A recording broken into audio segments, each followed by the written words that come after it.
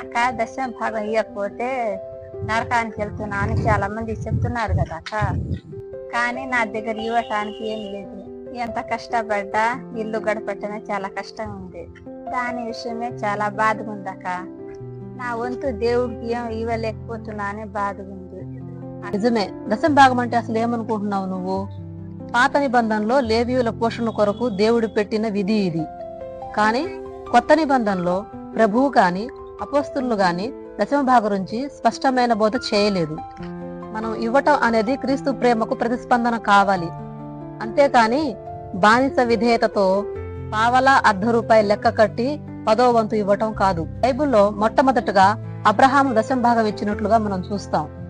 లేఖనాలన్నిటిలో దశమ భాగం యొక్క మూల సూత్రం ఏంటంటే దేవుని ప్రేమించటం, ఆరాధించటం. అంతేగాని దేవునికి మన దగ్గర లేకపోయినా ఇవ్వటం అనేది కాదు. దేవునికి మనం ఎంతగా విధేయమై ఉంటే అంతగా మన విశ్వాసం వృద్ధి చెందుతుంది. అంతేగాని మన దగ్గర లేకపోయినా దేవునికి ఇవ్వటం కాదు. నువ్వు బాధపడకు, విశ్వాసంతో ఉండు.